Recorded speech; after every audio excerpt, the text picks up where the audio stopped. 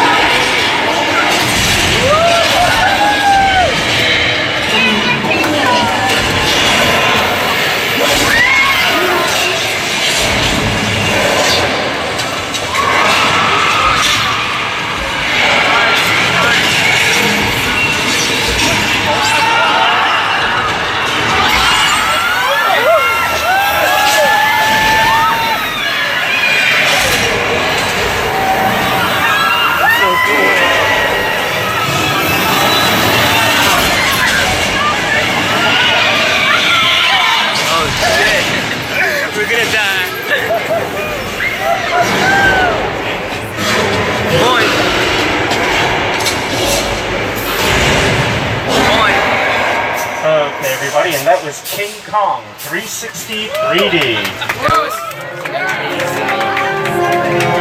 Fuck yeah.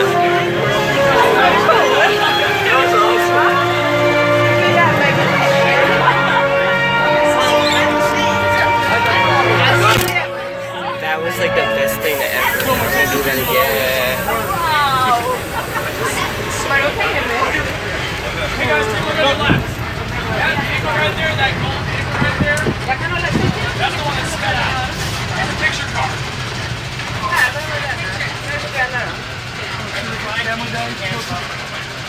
Yeah, so it looks like they're setting up. They're setting up.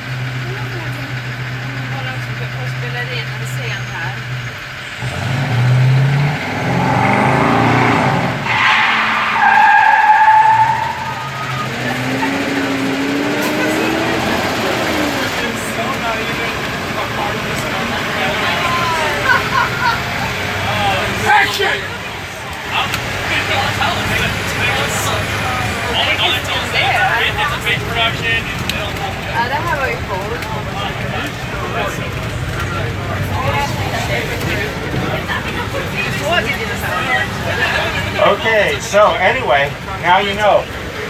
When you see that car on the big screen, whatever the production is, you saw it. Okay, cars play a very important part of any production. They can help set the time period, as we saw, classic Mustang out there. Any car that's used in front of the camera, any vehicle, is called a picture card. Coming up over here off to the left, you'll see some picture cards that you may recognize from television shows and films. We've got Kit, the talking car from the television series Knight Rider, right next to it, one of Magnum PI's Ferraris. Take a good look at that Ferrari, folks. That is not a classic car. That is a classic piece of plastic. It is a plastic copy of a Ferrari that sits on another car's chassis. We have futuristic vehicles from the film Back to the Future 2, along with some Stone Age vehicles from the film The Flintstones. And then coming up, We have a Wow. very, very popular film franchise here at Universal. The Fast and Furious franchise deals with a lot of cars. Coming up, off to the left, you'll see a few of the cars from the Fast and Furious films, and a return of the gyrosphere from Jurassic World and Jurassic World Fallen Kingdom. A couple of Jeeps that are real from the film Transformers, but next to the real Jeeps we have a fake tank. This is a movie tank. It's made out of plywood, and it had no engine, so it didn't go on, Yeah. drive on its own. It was pulled by another Så vehicle. egentligen papper, men det ser inte riktigt ut som det. And then coming up over here off to the right-hand side, yet another picture car from the set of the Lost World Jurassic Park. Lost World Jurassic Park took place on an area that they called Site B. It's where they did the original experiments for the dinosaurs. We're passing through the gates of the InGen laboratories on Site B. Take a look around, you folks, both sides. We've got props from all three of the first Jurassic Park films. We have a cage over here on to the left from the Lost World Jurassic Park. On the right, a barge from Jurassic Park 3. Coming up over here on the left, the portable laboratory. You might remember that thing hanging off the side of the cliff in the Lost World Jurassic Park. The catwalks from the pterodactyl cage in Jurassic Park 3. And coming up, we have a couple of vehicles from the original Jurassic Park film. Now, keep in mind, the reason that the dinosaurs ran wild is because we lost count of how many dinosaurs we actually had. And out there you see them, the Dilophosaurus. Those are tame guys, you know. They Nope. spit toxic fluid into your eyes to blind you, and then they'll devour you and all sorts of things. Don't worry about it. On each side of the trolley, take a look. You'll see portions of trees. We have stumps. We have tree limbs. We have logs out there. Those are all made out of lightweight foam and fiberglass. They were used inside sound stages when we were using mechanical dinosaurs in the first three films. So we had to create jungles inside of a sound stage. If you look below us, you'll notice that we're driving along a service road. This service road, although it was built originally for vehicles just within the studio, served as the Appian Way in the Stanley Kubrick film Spartacus. So in Spartacus, if you watch, you'll see Roman soldiers marching down that road. And it doesn't lead to Rome, it leads right here to Old Mexico. Here on the back lot, every time we turn a corner, we could be in a different section of the world, we could be in a different city altogether. Det var där borta. Keep your eyes open, have your cameras ready. This is an entirely decorated setup here. We're doing some filming a little bit earlier. Nu spelar de in någonting här för.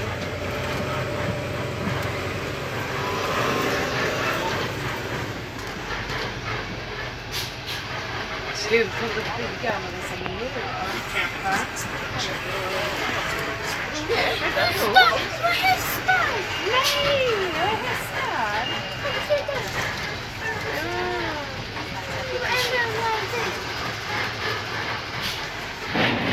Det här är någon bild av det. Där, det är nog hundar. Ja, jag såg det. Jag ska spela in en bild av SVT. Ta en bild!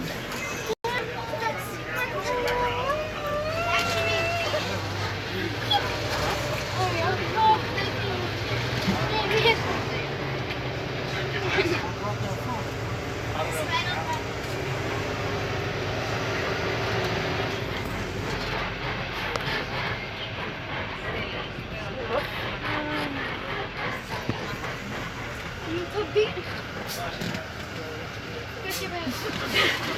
Det blev inte så bra. Jag missade hästen. Nej, säg inte. All right. Där har du hästen. Alrighty, guys. So, here at Universal, we have a statement called "The world is literally right around the corner." Hence why we're driving through Europe. Not really. This is our little Europe sets. However, it's also The Good Place from the television show The Good Place. Has anyone seen that show before? Ted Danson and Kristen Bell? One person being Donald. Actually, two, because I've seen it too. Well, you guys have more homework. I will say this, though. Favorites has actually filmed in here. It was a Disney movie called Princess Diaries 2 Royal Engagement. This is Genovia. What? That's right. You haven't seen it? Oh my gosh. Yes. It's a movie. Princess Diaries 2. Annie Hathaway. The Annie Hathaway? Alright, well, in any event, as we turn the corner here on your right, you're going to see a little area we refer to as the Court of Miracles. We refer to it as such because a lot of our classic monster movies filmed in the Little Europe area. Classics like Frankenstein, Dracula, The Invisible Man, The Wolf Man, and almost all of those films filmed in this specific area, actually. So this is tied to not only Universal's history, but film history in general. Universal is credited with creating the monster movie genre with such classics like Dracula and Frankenstein. And so we still have this area that we still use to this day for different productions. So we've kept it up all these years. Ooh, on your left, we've got the set for the television show Home and Family, which airs on the Hallmark Channel. I don't know if you guys are familiar with that show.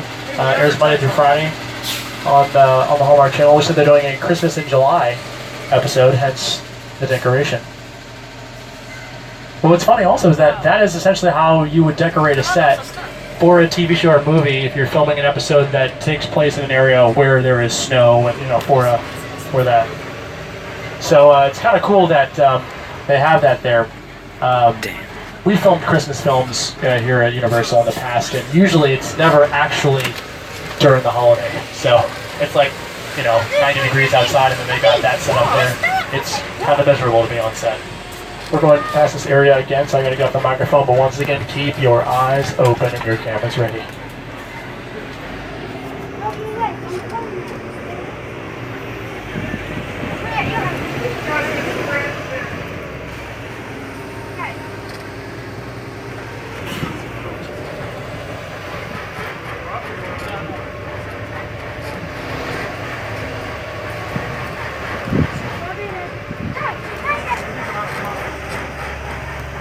Choo choo.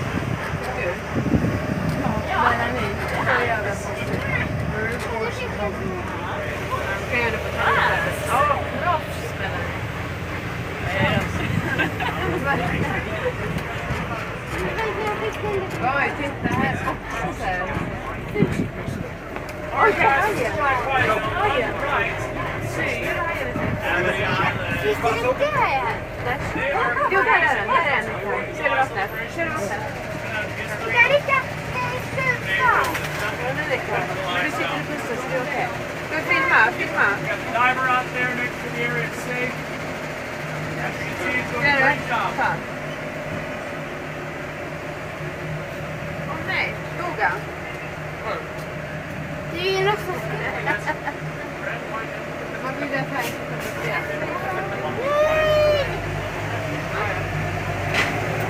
Men vad är det här? We'll keep it safe. We'll just follow Universal Standard Issue Protocol in the event of a shark attack. This is a high level with gas. Mamma, det där var nog en dagsas här om jag får erkänna. It's actually protocol. Jag ser inget här. Sparks. Look out. Men tänk ut på bilen så du tappar inte. Kommer den här? Blow up.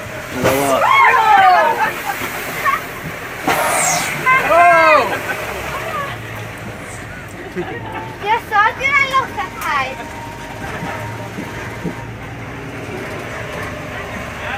Jag sa att du var lockat här. Very scary. You have some of the best questions today, and I love it. She asked if that was the actual shark that was used for the movie. The answer is no, because this shark actually works a lot better than the sharks that were designed for the film. So the movie Jaws, filmed on location at Martha's Vineyard on the eastern United States. They tested the mechanical shark here on the lot.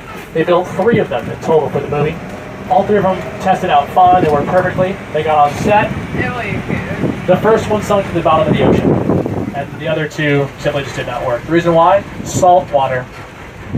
They were designed and tested in fresh water, but they filmed in salt water. Small problem that caused a huge issue for the production. All 3 malfunctioned, did not work properly throughout the entirety of filming. Speaking of the filming, it went up on 100 days over schedule with a triple-digit production budget. It became one of the most disastrous films in movie history during production. Yet when the film finally came out, a mere 6 months later than it was supposed to, it became the highest grossing movie of all time.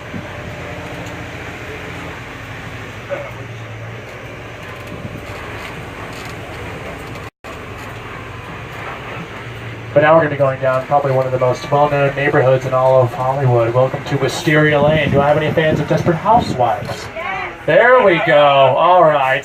Yes. So while you were watching Superstore or Good Place, you were like, I'm watching my Desperate Housewives. Get off me. All right. Well, here we are. So I'll point out a couple of houses here. The purple house here on your left, Bob and Lee's house on the show. Next door to them, Susan's house, played by Terry Hatcher, which is here on your left, the tan house. Across the street on the right, the blue and brick house coming up here on your right. That was Bree's house, played by Marsha Cross. And across the street back here on the left, the gray house with the red door, Lynette Scavo's house, played by Emmy winner Felicity Huffman. At the very end of the street, we'll see kind of like a peach-colored house straight ahead. That was Edie Britt's house, played by Nicolette Sheridan. After her, it was Renee Perry's house, played by Vanessa Williams. The street is a cul-de-sac. As you can see, we've got a little loop-to-loop here at the end of the street. This was created after the first season. This show was essentially a mid-season replacement. Essentially, it was a show that they premiered in January as opposed to the traditional fall of September. It became a surprise hit of that season. So when they went into season 2, they were like, well, let's go all out with the Wisteria Lane set and street. And so they added 2 additional houses in the cul-de-sac here. But this street has existed on the lot for decades in many different capacities. It was also where we filmed one of my favorite classic television shows, The Munsters, actually filmed in this house. In fact, it's here on your right, the purple house. That's also 1313 Mockingbird Lane from The Munsters.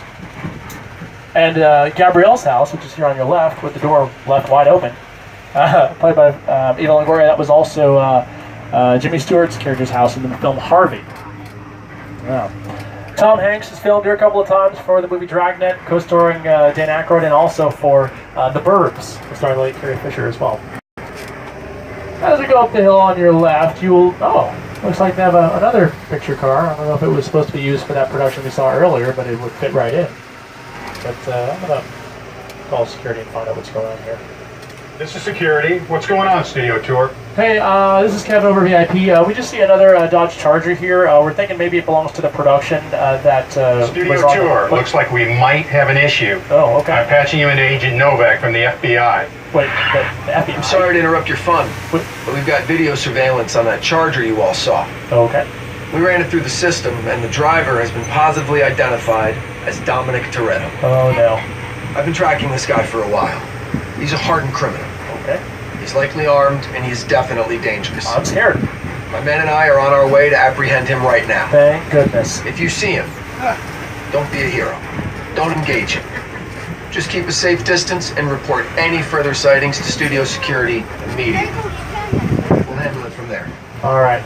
Listen, you guys, I know what you're thinking. Oh, it was Whoville. Don't worry. Listen, we got an issue with the FBI here, okay? All right, safety first. And if there's one institute that I trust right now, it is the FBI. So, we're going to keep going, you guys. And we are going to head further off into our backlot area. If you notice on your right, this log cabin set here. It's been sitting here for years. If anyone's a fan of the classic film, The Great Outdoors, starring John Candy and Dan Aykroyd, that was used in that film also. I was used in The Shooter, starring Mark Wahlberg, and Deja Vu, starring Denzel Washington. So that could be a safe place for us to hide. Or maybe the blue screen behind it, which is Falls Lake. That's the world's largest freestanding backdrop, that blue screen, and there's an empty basin in front of it. What the production can do is fill that empty basin up with water and make it look like the middle of the ocean, which it has done so for several productions, as you can see on your screens here. It was built for this movie, which I'm sure you all saw, Jaws: The Revenge. Okay, maybe not. Also used in Jurassic Park 3, Hulk, one of my favorite movies, Apollo 13, filmed the finale there. And Tom Hanks is there years later for Sully. Also the Academy Award nominee for Best Picture, Dunkirk, directed by Christopher Nolan, also filmed some scenes out there as well. But we're going to follow the FBI's orders. Truth be told, you guys, Donald spent some time in an international crime syndicate years ago. He got out because, you know, it got too intense. But unfortunately, the leader of that crew, Owen Shaw, has been after Donald ever since. So if you're wondering if Donald is in fact his legal name, it is not. So we're going to hide out here and make sure that you guys are safe. Roman Pierce. Pleased to meet you. My buddy Hobbs asked us to stash you Shaw for a while. It's our secret spot. Thank you. Alright, look guys, we're gonna keep Shaw from finding you, but to keep you safe, we need your help. We don't want the syndicate tracking us here, so put away your cameras and turn off your cell phones. One flash or one ringtone could give us away. I need y'all to take this real serious. Okay, come up to the next bay and we'll meet you in there. Alright you guys, so here's the deal. Now that Donald has put us all in harm's way, let's hide out in the safest place I know to go, which is of course, the club. So just act like, you know, you belong in the club. Just blend in. Yeah, we're about to get lit, and we're gonna get drunk and things, and I don't know what's happening. I'm not cool.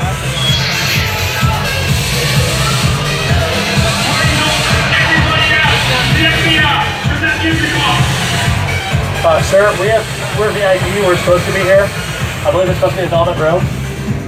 And at least two large gentlemen standing outside of our area. He didn't hear what I said. This is what we doing. This is the race day after party. And what else?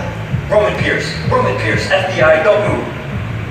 Liam, that's right, party's over. You know how long I took to iron this shirt, man? I'm like... You're under arrest right now. Ladies, just back up a little bit. Got it. It's lightweight. First of all, I don't work for you. Oh, really? Well, tell me, Roman, who do you work for? We don't work for nobody. Cop, I suggest you clear out of here, otherwise we can't guarantee your safety. Guarantee my safety? I'm the one holding the gun. Yeah, but mine's a whole lot bigger than yours. Escort this novice out. Let's go, Cookie Puss. That ugly suit on, man. It's cheap. Somebody out there really pissed off Shaw. It's gonna get ugly fast. Yeah, don't worry. Lucky for you, our whole family will protect you. Are you kidding me, Gorman? You didn't shut off your phone, bro? I gotta call you back. I'm in the middle. See what I'm talking about? Call you back. There. It was on vibrate. Shaw traced us. Ops can't hold it forever. Letty, Roman, we're up. Driver, move that vehicle.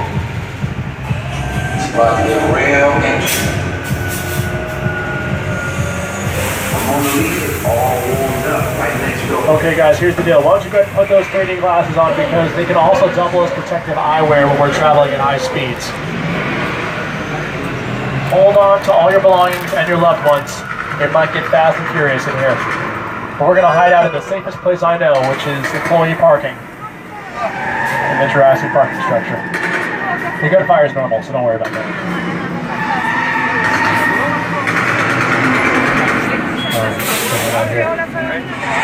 Oh. Which one of you is the witness? Speak now or you all get fired! It's Donald! Sorry, buddy. This is our turn. Let's get out of here just as the walls are through. Hang on! Okay, guys, it's showtime!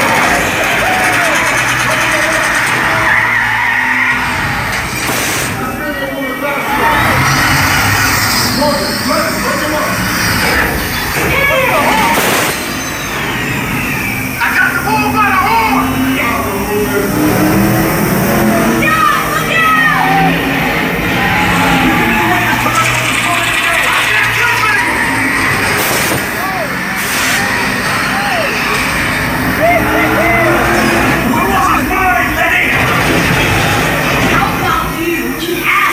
Don't think you're getting away! Way to go, lady! Don't find another missile shot! Not gonna happen! Don't worry, I got this! Woman, don't shoot! Head from the bridge! Under construction! Everybody hold on! It's the nitrate! Run, God!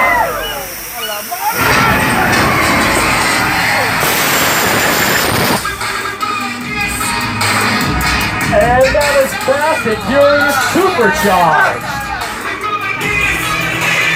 Yeah.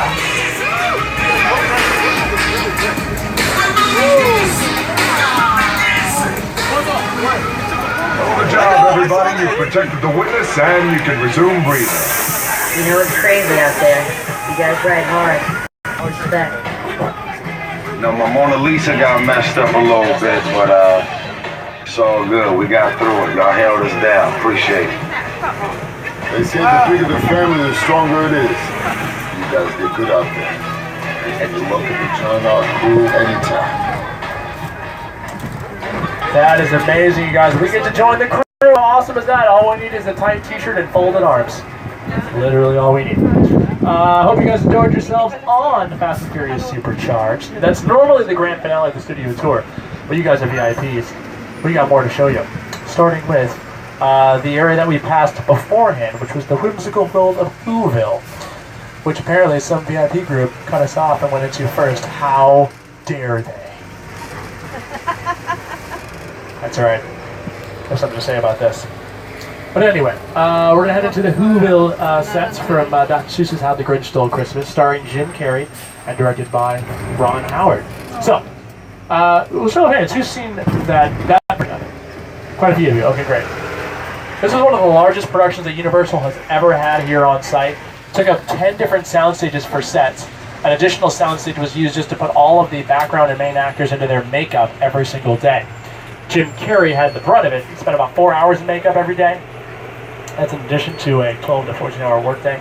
I didn't know if he could do the job because it was essentially the same as being buried alive. Do you guys realize that Jim Carrey in makeup, there's not a single human part of his body that is seen on camera? He's literally covered head to toe in some form of makeup. It's incredible. Unfortunately, it was a lot for him to take. He didn't know if he could do it day to day. So the producers hired somebody from the CIA to basically that trains Navy SEALs to endure torture in order for Jim Carrey to psychologically take on the part of the Grinch. So worked out well for him. But these are the sets that remain of the production. They're primarily built up with plywood. However, they did have some styrofoam pieces as well. Massive, massive set. Now here at Universal, we don't exactly deal in prime real estate. We have a couple of issues when it comes to neighbors. For example, the Who's not only had the Grinch to deal with, but they also have to deal with a real psycho here on the Universal lot. We have here the Bates Motel and the Psycho House, Alfred Hitchcock's classic thriller, Psycho. I don't know if you see in the window there, but there is Norman Bates doing his best impression of an Abercrombie & Fitch model. Yep. It's not at all creepy. Not at all.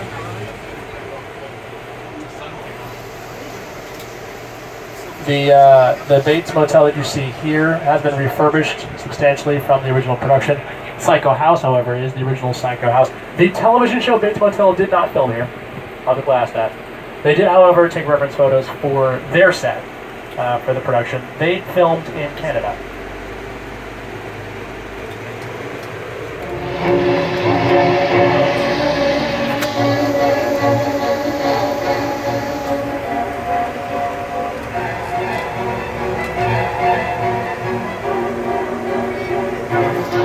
We all go a little mad sometimes.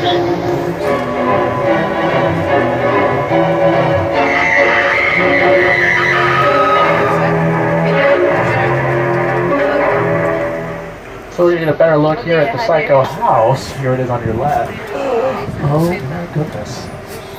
There's Mother in the window on the second story on the left. You see her? She has not aged a day. She looks great. Well, maybe not great, but she has not aged a day. That's true.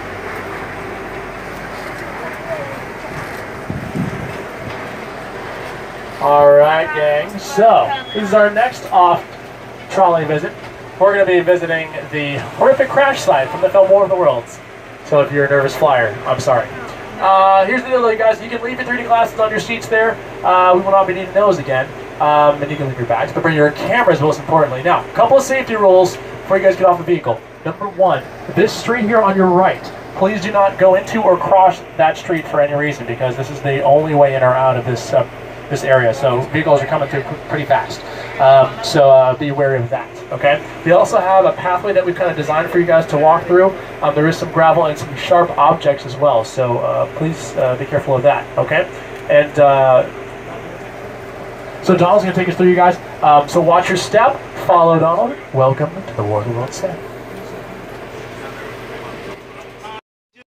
Areas here in the back lot, and this is always decorated as some horrific crash site. Sometimes we'll have zombies crawling out of here and stuff. If you can imagine coming through here at night having been jump scared. The neighborhood.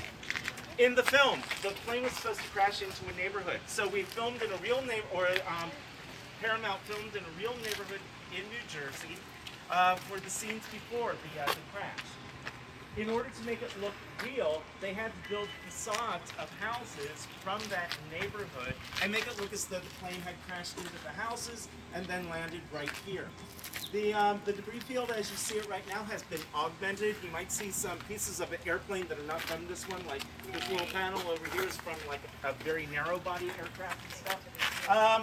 When they were decorating, because the plane had already been stripped of everything, they had to go to various airlines here in the Los Angeles area, see if they had anything at all that they wanted to dispose of. Didn't tell them why, but that's how they got like the flight attendant carts and the coffee makers and all the other little things that would have been in the aircraft when it went down.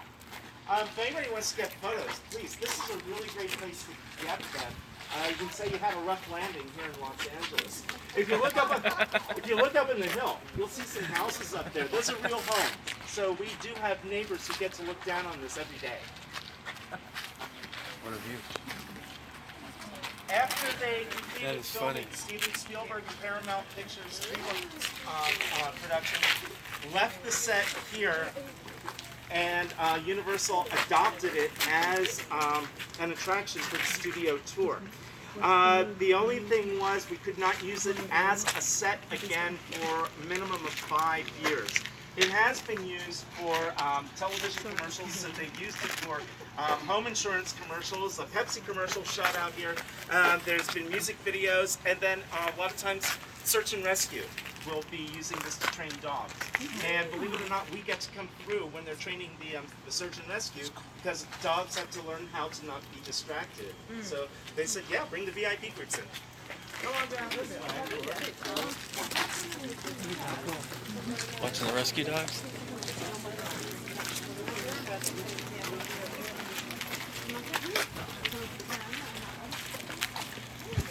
So when you get over here, you can see some of the steel structure that has to hold the pieces of the aircraft in place. Like I said, we've had a couple of earthquakes already, but things haven't budged, so they did their job really well. But that was the set designers had to figure out what angle and how to place these pieces of aircraft in order to get the scene itself. The scene in the film lasts about right around the 5-minute mark. It's not very long that you see this. Let's go ahead and go around the corner.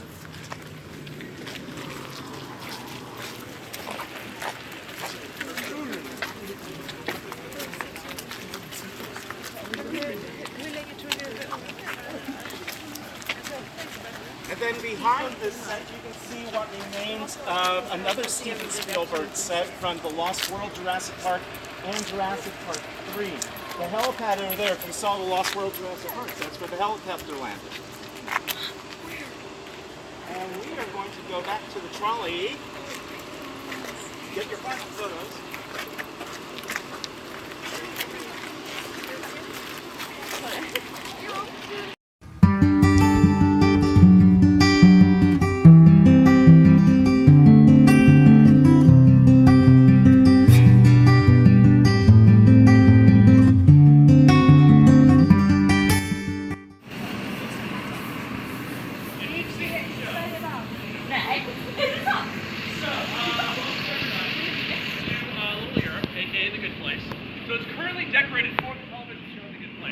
The show is a comedy series that's set around the afterlife. Kristen Bell plays a character, Eleanor, who is not a very nice person. In the very first episode, she dies. She ascends to the good place due to a clerical error. So, with the help of Ted Danson and a really fun, wacky cast of characters, he tries to earn a spot in the good place, because he likes it. Naturally, hilarity is this particular area of the good place is decorated with a lot of woodwork shops. All explained on the show. I will not tell you more information than that. You gotta watch it, but it's a very fun and very funny show. From the creative team that brought you shows like Brooklyn Nine-Nine, Parks and Recreation, really funny writers involved in the show. So, when you look around, it's decorated to kind of reflect that, a very optimistic view of the afterlife. You've got a building, all chocolate everything, which conveniently is also where the restrooms are located. We've got all the books, Infinite Light, Your Anticipated Needs, The Good Place, which is a restaurant in which everything's on menu, and the best version of it. And Chocolate Mementos, my favorite, Everything Fits. That's always fun. So, prior to this show coming in here, if you look behind us at that building that's kind of crumbling almost to the ground, that is what this area used to look like. When we have locations like our Metropolitan Set area, or for example, our Little Europe sets, we don't exactly do a whole lot of upkeep. What we do is, we essentially just have the buildings here, available for rent, and what the productions can do is they can come in, as Donald mentioned, if someone has a notebook, it's usually a location scout taking notes as to what they see, and they will go to our location managers and say, hey, we'd like to use your location for film production. They'll pay us a fee to come in, and we will allow them to do whatever they want to our sets, as long as they don't completely and utterly destroy them. So, for The Good Place, they came through, took a look at what we had, and said, this is great, we can make this The Good Place. Brought in a whole bunch of crews with paint, construction crews, our production designers, and design all of this. Now, because they have a very odd schedule, they don't necessarily film like a traditional television show, which is Monday through Friday, or 9 months out of the year. It's a little bit different. They're only on for about half a year, half a season. And they are in there in certain chunks of time, like 6-week, 8-week chunks. So, another production during that break could come in here and film. That's what happened last year. There's a CBS military action drama called SEAL Team, starring David Boreanaz, which came in here and did some filming for essentially like one day. They came in for a couple of days. They decorated this one little section from about the Good Place all the way over to the end of the street. That's all they used. So they repainted the area, made it look like some, I don't know, fairly generic Eastern European city, had an overturned vehicle. Kind of did an action sequence. It was a big shootout that they filmed just in this area. So all of this here was not decorated for the show, just this. And then they filmed for about a day. Then they came back, and 2 days later, they took all this stuff out and repainted it for The Good Place. And then they come back in. It's a very quick turnaround. The reason why? It wasn't for an entire episode, just for one sequence. Probably, I don't know, 5, maybe 10 minutes of actual screen time for that episode. And I filmed it right here. That's what they're able to do. That's why we're able to use our lot areas as opposed to actually going to a European city or country. It's just so much easier. And a lot of the things they need for their set can be found here on the property. If they need props to decorate their set, all they need to do is go right across the street, which is that very large building over there, and where we're going next, actually. That is our props department, so we can rent items for our productions from that window. And if you need lighting equipment, camera operation equipment, we have that located on site. As I mentioned before, the sign shop as well. You need to cover up the signs for Chocolate Mementos or more yogurt. You can do that in that building also. So there's a lot of opportunities to do a lot for production, but it's very close to your actual filming location. So there you go. Since I mentioned props, Donald is actually going to take us over to the props department. Yeah, so when you're looking at this set, even though it is partially decorated, it's missing a lot of items. Anything that's going to give it personality and tell you exactly where you are. So if we were using this as a European set, we need some signage in a European language. We would also want to have like sidewalk cafes and that type of stuff out here. Probably some flower carts. We'd want street lamps. We'd want the windows all to be decorated. All of that stuff comes from the mind and the talent of a set decorator. So let's go ahead and see the little playground that they get to work with. These sets get their names because, as I mentioned, Zone area, so I'm going to jump off the microphone. But once again, you guys can get some more photos of this lovely area in our western set.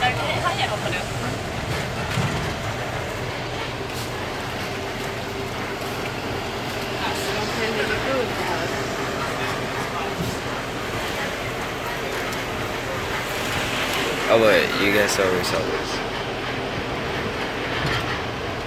But it's still fucking cold.